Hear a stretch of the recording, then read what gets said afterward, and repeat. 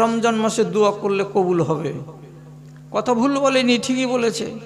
তো রমজান মাসে শেষ রাতের বেলায় অজু করে বিভিন্ন নামাজ পড়ার পরে মুসল্লাতে বসে বসে আল্লাহ তাআলার কাছে কাঁদছে আর বলছে, পরওয়ারদিগার তুমি আমি কালো তো আমার জন্য একটা কালোই ব্যবস্থা করে দাও, অথচ আমার জন্য একটা কোনো স্বামী দাও, যাতে আমি আইবুড়ো হয়ে না মরি আর আইবুড়ো হয়ে আমি বেঁচে না থাকি, মানুষের কথা আমাকে শুনতে না হয়।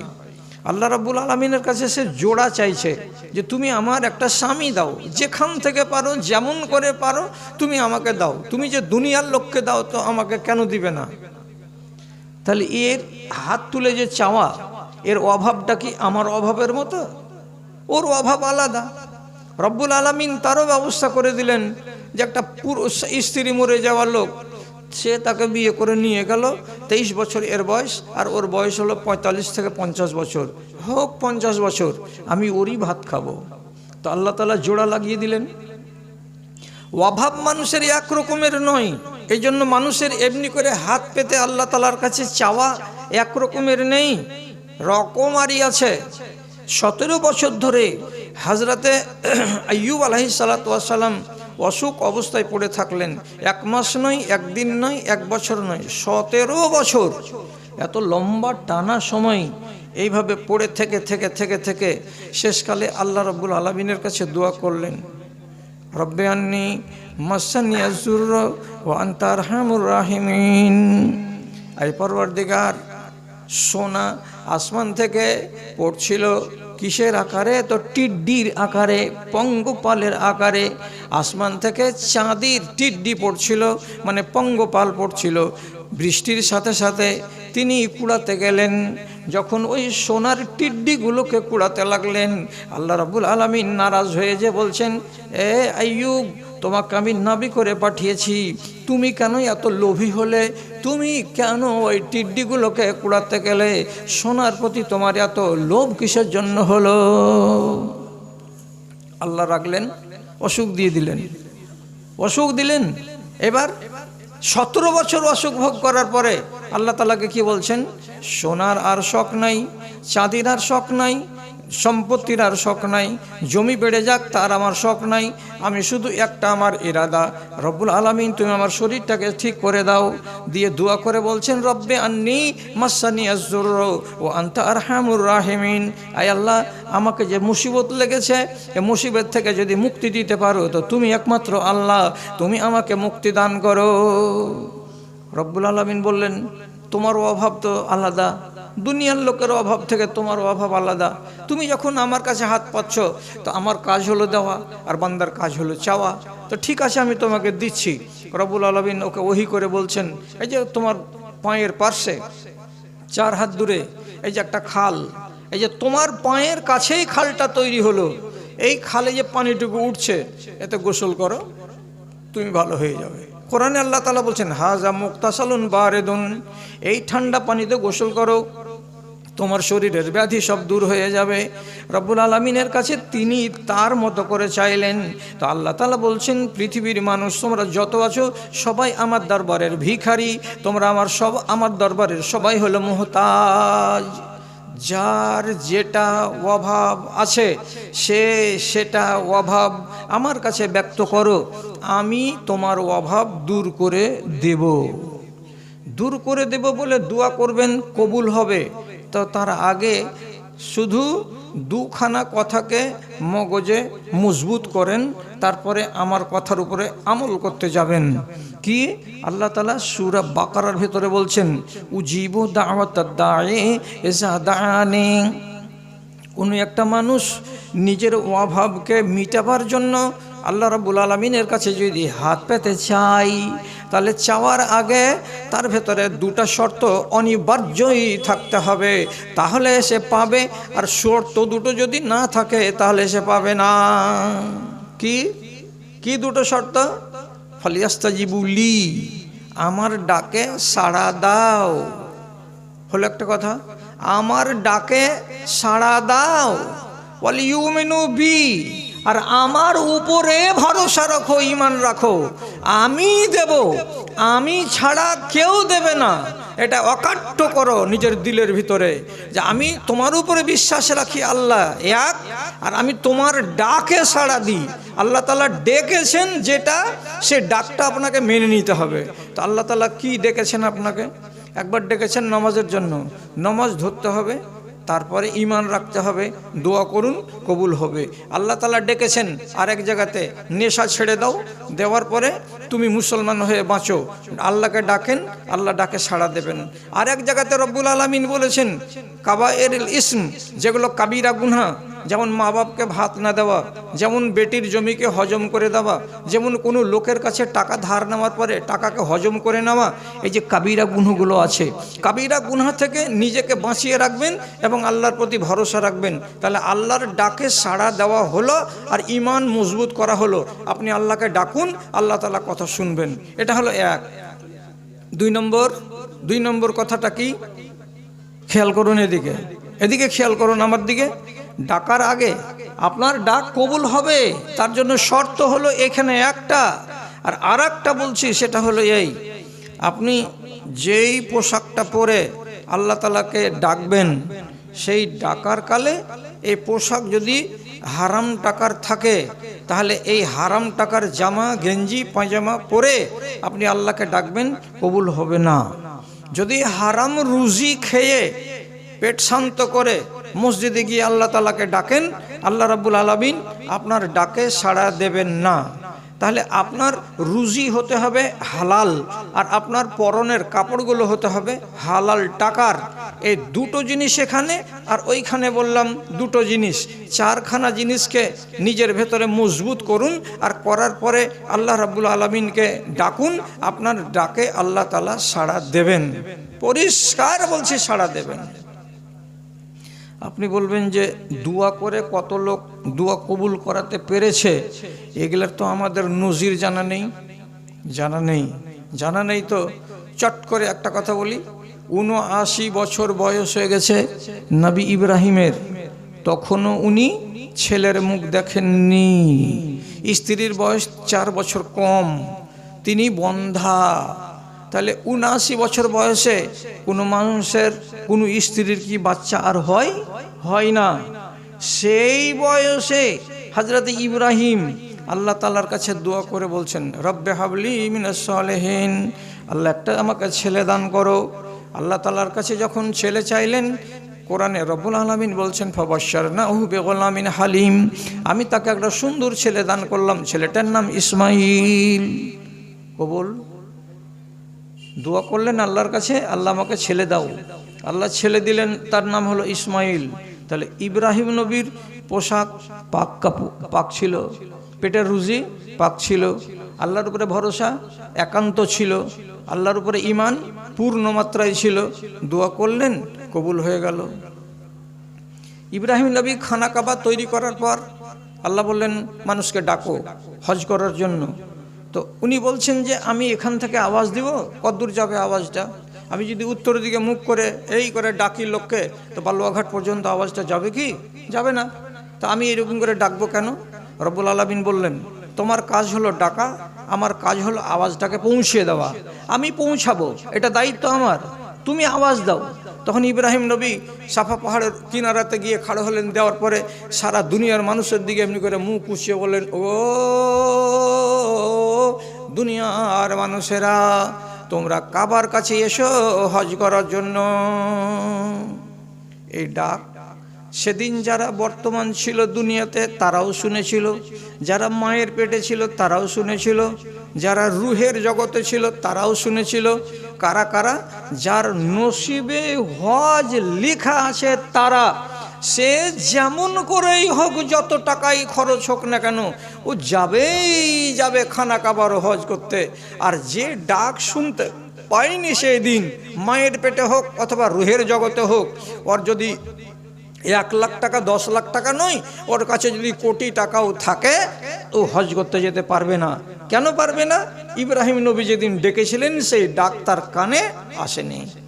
তাহলে তিনি দোয়া করেছিলেন যে আল্লাহ প্রত্যন্ত এলাকা থেকে আসবে মানুষ, এমন করে তুমি এখানে মানুষ এনে দাও। তো কোন কোন দেশ থেকে মানুষ যায়? ভারত থেকে যদি আপনি পূর্ব দিকে তাকান, এইদিকে উত্তর পূর্ব কোণে, তো দেশটার নাম হলো জাপান। এখান থেকে যেতে গেলে 11 ঘন্টা লাগবে এরোপ্লেনে। ওখানকার লোক চলে যাচ্ছে মক্কাতে হজ করতে।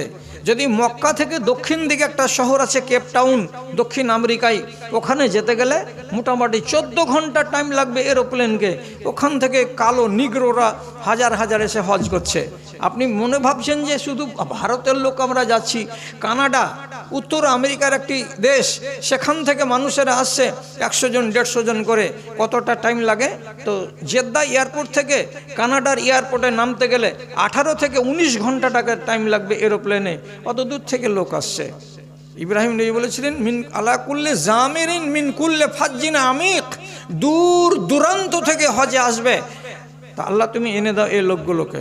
দেখেন, তাহলে উনার দোয়া উনার মতো করে চাইলেন, আল্লাহ তাআলা কবুল করে নিলেন। নবী মুসা বলছেন, ছোটকালে আমার জিভ পুড়ে গেছিল, আমার জবানটা তোতলা, আমি ঠিক করে বলতে পারবো কিনা লোককে। তখন আল্লাহ তাআলা ওকে দোয়া শিখিয়ে দিলেন, এই দোয়াটা বলো, তোমার জবানের আড় দূরে হয়ে যাবে। ওই জন্য তিনি আল্লাহ তাআলার কাছে দোয়া করে বলছেন, রব্বিশ শরহ লি সাদরি ওয়া ইয়াসসির লি আমরি ওয়াহলুল উকদাতাম মিন লিসানি ইয়াফকাহু কওলি। আল্লাহ তুমি আমার অন্তরকে খুলে দাও, আমার জবানের আড়টাকে দূরীভূত করে দাও, যাতে করে মানুষেরা আমার কথাগুলোকে সুন্দর করে বুঝতে পারে। বড় হলেন, জবানের আড় দূরে হয়ে গেল। তাহলে তিনি তিনার মতো করে চাইলেন, তার প্রয়োজন রব্বুল আলামিন মিটিয়ে দিলেন। আপনি আর কি চাইছেন? কোনগুলো লোকের কথা শুনতে চাইছেন যে কবুল হলো না? হযরতে উমর রাদিয়াল্লাহু তাআলা আনহু, উনি মরবার 1-1.5 মাস আগে হজ টজ করে এলেন, আর আসার পরে নতুন একটা দোয়া শুরু করলেন বলতে, রাত আর দিন। কি রাত আর দিন দোয়া করছেন? আল্লাহুম্মা রযুকনি শাহাদাতান ফি সাবিলিকা ওয়াজআল কবরি ফি বালাদি নাবিয়িকা। আল্লাহ তুমি আমাকে শহীদের মরণ দাও এবং তোমার নবীর মসজিদের কাছে আমার কবর দাও। আমি মদিনাতে মরবো, এখানে কবর হোক, এবং আমাকে শহীদ করে মারো, এটা আমি মন থেকে চাই। আল্লাহ রাব্বুল আলামিন বলছেন, না বেটি বলছেন হাফসা, আব্বা মরবা তো বিদেশে যুদ্ধ করতে গিয়ে, তাহলে শহীদ হবা। আর বিদেশে যদি মরো তো তোমার মরা লাশকে 8 দিন কে বহে নিয়ে এসে তোমাকে মদিনাতে দাফন করবে? মরবা আবার কবর নিবা মদিনাতে, আর মরবা আবার শহীদ হয়ে, তো এটা কেমন কথা? এটা পরস্পর বিরোধী কথা হলো না? হযরত তোমার বেটিকে বলেছিলেন, বেটি রে, তোর কাজ হলো চাওয়া আর আল্লাহর কাজ হলো দেওয়া। আমি চাইছি আমার মতো করে, আল্লাহ রাব্বুল আলামিন কেমন করে দিবেন না দিবেন সেটা তিনি জানেন। তো তিনি জানেন তো কথাটা ঠিক। 1 মাস 18 দিন পরে হযরত উমর ফজরের নামাজ পড়াচ্ছিলেন। একটা আবু লুলু বলে একটা ছেলে, ফিরোজ দাইলামি বলে একটা পারস্যের গোলাম, 18 ইঞ্চি চাকু নিয়ে ফজরের টাইমে পিছন দিকে মুক্তাদির বেশে দাঁড়িয়েছিল। তিনি 1 রাকাত নামাজ পড়িয়েছেন, আর 1 রাকাতে কিরাত চলছে, পিছন দিক থেকে এসে এই কোখার কাছে জোর করে চাকুটাকে ভরে দিল। পাকস্থলীর 4 আঙুল পর্যন্ত চিরে গেল, দানা পর্যন্ত যা খেয়েছিলেন সমস্ত বেরিয়ে গেল। তিনি নামাজ পড়াতে পারলেন না। তারপরে 3টা দিন বাঁচলেন। 3 দিন বাঁচার পরে 3রা দিনের দিন মারা গেলেন, দুনিয়া ছেড়ে চলে গেলেন। কবর হলো কোথায়? রাসূল করিম সাল্লাল্লাহু আলাইহি সাল্লামের কবর যেখানে আছে, তো প্রথমে নবীজির কবর, তারপরে একটু সরে গিয়ে আবু বকর সিদ্দিকের কবর, তারপরে আরেকটা কবরের জায়গা ছিল মা আয়েশা নিজের জন্য রেখেছিলেন, ওটা উনি দান করে দিলেন যে আমার স্বামীর পার্শ্বে আমার স্বামীর ছায়াসঙ্গী আবু বকর উনি চলে গেছেন, এবং আমার স্বামীর ছায়াসঙ্গী হযরত উমর মারা গেছেন, উনারই অধিকার বেশি, উনাকে ওইখানে দাফন করে দাও। হযরত উমরকে রাসূলুল্লাহর পায়ের দিক করে পিছন দিকে তাকে দাফন করা হলো। আম্মা আয়েশার কামরাতে 3টা কবর, রাসূলুল্লাহর কবর, আবু বকর সিদ্দিকের কবর এবং হযরত উমর ফারুকের কবর। তাহলে আপনি নিজে বলুন, হযরত উমর দোয়া করেছিলেন কি বলে? আল্লাহ আমাকে শাহাদাতের মরণ দাও আর মদিনাতে আমার কবর দাও। কবুল হয়ে গেল? কবুল তো হয়ে গেল। আবু আইয়ুব আনসারী রাদিয়াল্লাহু তাআলা আনহু, উনি রাসূলুল্লাহর প্রথম হলেন মেজবান। মদিনাতে যখন রাসূলুল্লাহ এলেন, প্রথম ভাত খেয়েছিলেন কার বাড়িতে? তো আবু আইয়ুব আনসারীর বাড়িতে। বড্ড ফজিলতের লোক এটা, কিন্তু সেই লোক, সেই এত গুরুত্বপূর্ণ সাহাবী, মরবার আগে আল্লাহ তাআলার কাছে দোয়া করে বলছেন, পরওয়ারদিগার আমার মরার সময় আমার গায়ে যেন কোনো কাফেরের হাত না লাগে। কথা বুঝেন? আমার মরার সময়ে আমার গায়ে যেন কোনো কাফেরের হাত না লাগে, এবং আমার কবরটা যেন মুসলমানদের মাটিতে হয়, কোনো কাফেরের দেশে কাফেরের মাটিতে যেন আমার কবর না হয়। দেখছেন দোয়া? এক একজন ভিখারি এক এক রকমের কথা আল্লাহ তাআলার কাছে আরজি জানাচ্ছেন। উনি বের হলেন যুদ্ধে, মুয়াবিয়া রাদিয়াল্লাহু তাআলা হলেন সেনাপতি, হাজার হাজার মিলিটারির সাথে বেরিয়ে চলে যাচ্ছেন যুদ্ধের ময়দান। যাবে কোথায়? তো মদিনা থেকে এক পায়ে হেঁটে যদি যাওয়া যায় তো 22 থেকে 24 দিন টাইম লাগবে, এত দূর কনস্তান্তিনোপলের এলাকায়। তিনি রাস্তাতে অসুখ হয়ে গেলেন, উট ধীরে ধীরে চলছে, কাফেলা আগে চলে গেছে, তবুও তিনি যাচ্ছেন। একদিন মাগরিব ঢিলা হওয়ার এশারের কাছাকাছি টাইমে উনি উটের পিঠে বসেই ছিলেন, মরণ হয়ে গেল। যেখানে মরছেন সে জায়গাটা হচ্ছে কাফিরদের এলাকা, কিন্তু রব্বুল আলামিন তার উটটাকে এমনভাবে ইলহাম করে দিয়ে চালাচ্ছেন, উট বুঝতেই পারে না যে আমার মালিক আমার পিঠের উপরে জিন্দা আছে না মরে গেছে। মরা মানুষকে নিয়ে উট চলেই যাচ্ছে, চলেই যাচ্ছে, চলেই যাচ্ছে। ফজরের টাইমে এমন এক জায়গা দিয়ে যাচ্ছে এই উটটা, যেই গ্রামটা হলো মুসলমানের গ্রাম। আজান ভাসলো, হাইয়া আলাল ফালাহ। লোকেরা উটের লোকটাকে বলছে, এ ভাই নেমে যাও, মুসলমান যদি হও তো নামাজ পড়ে নাও, আজান হয়ে গেছে। তো আজান হয়ে গেছে বলে যখন ডেকেছে তো উটের আরোহী সাড়া দেয় না। যখন সাড়া দেয় না, হাত ধরে এমনি করে ঝুঁকিয়ে বলছে, ও ভাই নেমে যাও না, ফজরের নামাজটা পড়ো। সাড়া দিল না।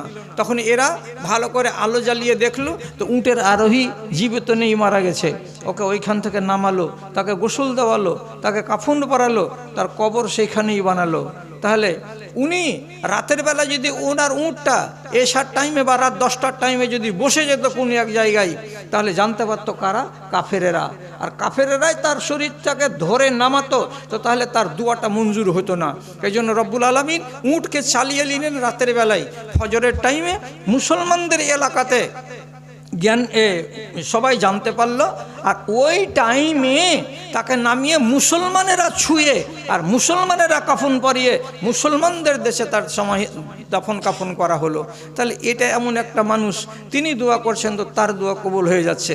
তাহলে কোন মানুষের দোয়া কবুল হয় না? যদি চারখানা জিনিসকে শক্ত করে নিয়ে লোকটা দোয়া করে, ইনশাআল্লাহ তার আরজি আল্লাহ রাব্বুল আলামিন কবুল করবেন। এবার আপনি বলুন, আপনার কি অভাব আছে? যদি আপনি বলেন যে আমার গুনাহ খাতা মাপ চাই, গুনাহ বড় বড় আছে। যদি কেউ বলে যে আমার গুনাহ ছোট আছে, ছোট গুনাহ মাপ চাওয়ার একটা আলাদা নিয়ম, আর বড় গুনাহকে মাপ চাওয়ার আলাদা নিয়ম। কি খেয়াল করুন কথার দিকে, কথাগুলো। কালো কেশ যত সাদা হয়ে গেছে, চামড়া গিয়েছে ঝুলে, শক্ত জিনিস চিবাতে পারো না, সব দাঁত পড়েছে খুলে, সব দাঁত পড়েছে খুলে। দর্পণে এবার আল্লাহকে আঁকো, তুমি পরকালে পাবে জয়। জীবন দুয়ারে জম এসে খাড়ো, আর এদিক ওদিক নয়। জোশ ছেড়ে দিয়ে হুশ দিয়ে করো, মনে অনুতাপ আর ভয়, মনে অনুতাপ আর ভয়।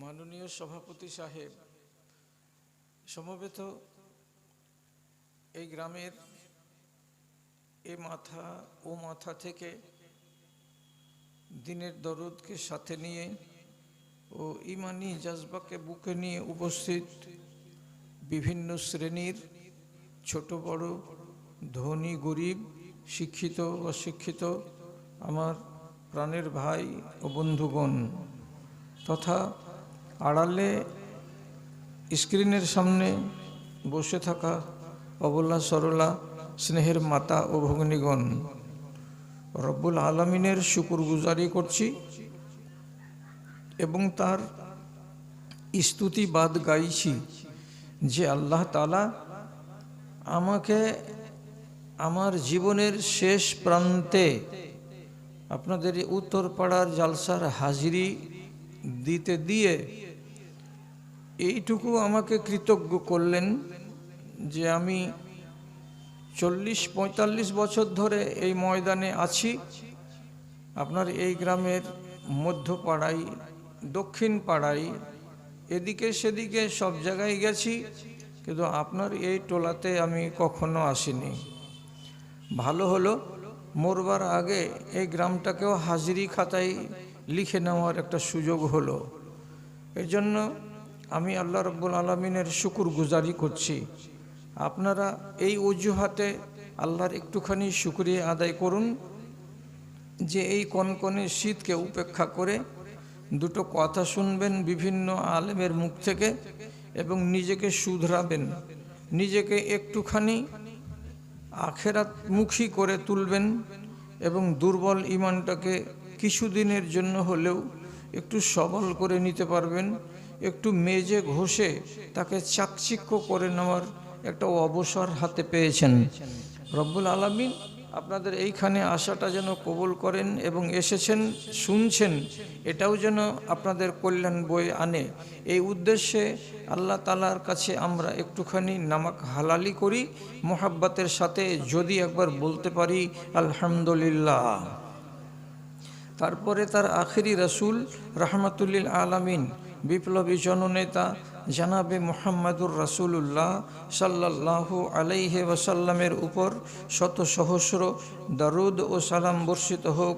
আল্লাহুম্মা সাল্লি আলাই, আল্লাহুম্মা বারিক আলাই।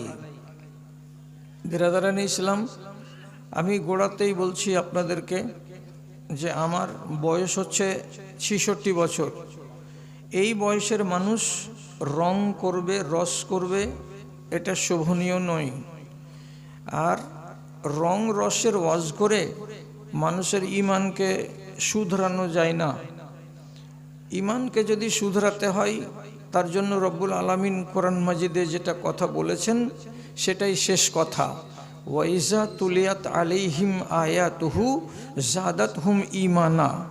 মানুষের সামনে যদি কোরআনের দুটো কথা, হাদিসের দুটো কথা শোনানো যায় তাহলে মানুষের ঈমান একটু হলেও বৃদ্ধি পায়। তো আমি আপনার সামনে হাসি মজাক করে এবং এদিক সেদিকের কথা বলে সময় কাটাবো আর আপনার কিছু উপকার করে দিতে পারবো না, এইরকম খারাপ উদ্দেশ্য নিয়ে আসিনি। তাই আমার সারাটা জীবন কেটে গেল কোরআন ও হাদিসের আলোচনা করতে করতে। আজকেও আপনাদের সামনে যেটুকু আলোচনা করব সেটুকু হবে কোরআন হাদিসেরই আলোচনা। যদি আপনাকে এই জিনিসগুলো খুব একটা হৃদয়গ্রাহী মনে না হয়, কিছুক্ষণের জন্য আড়ালে থাকবেন। জুয়ান ছেলে ইমদাদুল হক রহমানি আছে, সে আমার পরে চলে আসবে। তাহলে ইনশাআল্লাহ যেটা আপনাদের চাহিদা, মনের খিদা, সেটা মিটে যাবে। তবে আমি আশা ভরসা পূর্ণ মাত্রায় রেখেছি যে আজও দুনিয়াতে কিছু লোক বেঁচে আছেন যারা কোরআন হাদিস শুনতে আগ্রহী। প্রথম কথা হলো এই, দোয়া মানুষের জীবনকে বদলে দেয়, এটা আপনাকে বিশ্বাস করতে হবে। দোয়া মানুষের জীবনকে বদল করে দিতে পারে, এ কথাটা বুকে একদম মজবুত করে নিতে হবে। যেটাকে বলছি দোয়া, সেটাকে বাংলাতে বলা হয় আবেদন। আবেদনের মানে এইরকম হাত পেতে চাওয়া অথবা হাতকে ফেলে দিয়ে মুখে মুখে চাওয়া। চাওয়াটাই হচ্ছে দোয়া। আরবি ভাষাতে দোয়া, বাংলা ভাষাতে চাওয়া। আমাকে চাইতে হবে, আপনাকেও চাইতে হবে। কেন চাইতে হবে? রব্বুল আলামিন স্পষ্ট করে কোরআন মাজিদে বলেছেন, আনতুমুল ফুকারাউ ইলাল্লাহি ওয়াল্লাহু হুয়াল গনিউল হামিদ। পৃথিবীতে যত মানুষ, তো এদিকে কিছু লোক এদিক দিয়ে চলে আসেন না, কিছু লোক এদিক দিয়ে চলে আসেন, আর না হলে আপনারাকে একটু মন লাগিয়ে উঠতে হবে। কাঁড়িগুলো খুলুন না জি ভাই, কাঁড়িগুলো খুলুন না জি। আরে গোটা গোটা কাঁড়িকে ধোচ্ছমনি করে অত সুখ হবে জি। কাঁড়িটাকে খুলে দাও না, খুলে দিয়ে একটু করো, প্রসারিত করো।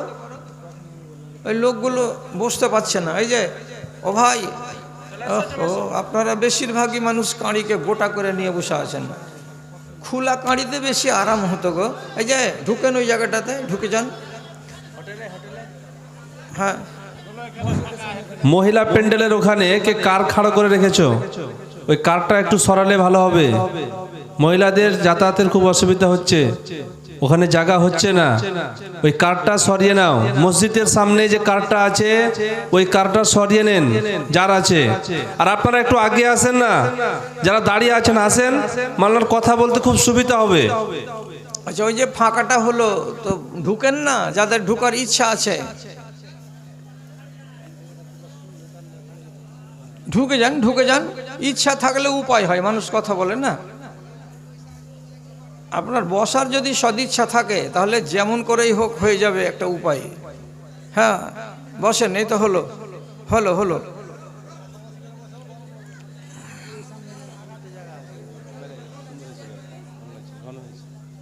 বলবো কারে, শুনবে কে রে, আছে কাহার জিন্দা প্রাণ, দেহখানি মরে গেছে, খাড়ো আছে দুটো কান। দেহ তো শেষ, কান পড়ার জিনিস নয় যে পড়ে, কান খাড়ো তো খাড়োই আছে। কাকে বলবো, কাকে বুঝাবো, আর কেমন করে বুঝাবো? বেশি কথা বলতে গেলে লোকেরা বলছে কি যে বয়স বেশি হয়ে গেছে, 72-এ 72 হয়ে যায়। অথচ আমি মুখ দিয়ে কোনো খারাপ কথা বলি না, যেটাই বলছি ঠিকঠাক কথা বলছি, এখনো পাগলা হয়নি দিমাগটা।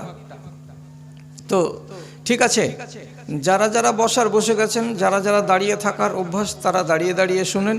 যত তাড়াতাড়ি পারবেন তত তাড়াতাড়ি কেটে পড়বেন। হ্যাঁ, তো কি বললাম, পৃথিবীতে যত মানুষ আছে সমগ্র মানুষকে আল্লাহ রাব্বুল আলামিন সূরা ফাতিরে ডেকে বলছেন তোমরা সবাই আমার দরবারের ফকির। তো সবকে টেনে দিলেন আল্লাহ তাআলা ফকির বলে। তো যার ব্যাংকে 50 লাখ টাকা আছে ওর ভিতর ভিতর গরম, আমাকে কে ফকির বলে? হে বলো তো, এতটি টাকার আমি মালিক। তো শুধু হাত পেটের জন্য বাড়াতে গেলে ফকির হয় না? ফকিরের কোয়ালিটি আছে। অভাব কি এক রকমের মানুষের হয়? এক রকমের অভাব হয় না মানুষের। আমি নাম নিব না জায়গার, কোন এক কোটিপতির মাত্র 2টো সন্তান, একটা বেটি একটা বেটা। বেটাটা 22 বছর বয়সে অসুখ হলো, কলকাতাতে মেডিকেলে রিপোর্ট এলো একটা কিডনি শেষ, আর একটা কিডনি 40% আছে, 60% নাই। এও ধুক ধুক ধুক ধুক করছে, কবে চলে যাবে। একে ওষুধ পানি লিখে দিল, বাড়ি নিয়ে এলো। বলছে কি যে ডাক্তার, দক্ষিণবঙ্গে নিয়ে গিয়ে যে ছেলেটাকে ওজন করে আপনাকে টাকা দিব, আমার ছেলেকে সুস্থ করে দেন, ছেলে আমার একটাই। ডাক্তারটা ছিল মুসলমান।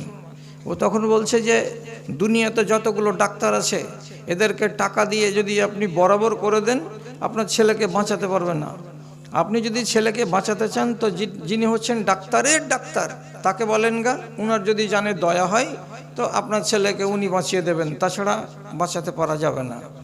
ডাক্তারের ডাক্তারকে সারা পৃথিবীর যিনি মালিক তিনি হলেন আহকামুল হাকিমিন। বাড়ি এসে সব দরবারকে ছেড়ে দিয়ে, যে মানুষ জীবনে নামাজ পড়ে না, রাত্রি 12টা-1টার সময় গিয়ে মসজিদে 2 রাকাত নামাজ পড়ে ডুকরে ডুকরে কাঁদছে আর হাত তুলে তুলে, আর আল্লাহ তাআলাকে বলছে আল্লাহ একটাই ছেলে, মেয়েটা যদি অসুখ হয়ে চলে যেত তো এত কষ্ট পেতাম না, কিন্তু ছেলেটা যে মরে যাচ্ছে তো বংশে বাতি দেওয়ার কেউ থাকলো না, তুমি নাকি সবাইকে সব কিছু দাও, তো আমাকে আমার ছেলেটা দাও। আপনি নিজে বলুন, এইবার কোটি টাকার মালিক সে যদি রাতের বেলায় অন্ধকারে আল্লাহ তাআলার কাছে হাত পেতে চাই, এই অভাবী না অভাবী নয়? অভাবী অভাবী কি এক রকমের আছে? একটা কালো সাউলি মেয়ে ছেলে, বয়স 22 বছর হয়ে গেছে, ওর বয়সের সাদা ফর্সা মেয়ে ছেলে, 2টা বাচ্চার মা হয়ে গেছে। যখন ওকে দেখছে তখন আপনি ওর চোখে পানি ঝরে নেমে আসছে। কেন নামছে? এর বিয়ে হয়নি, ওর বিয়ে হয়ে গেছে, রংটা কালো বলে। কোন মৌলবি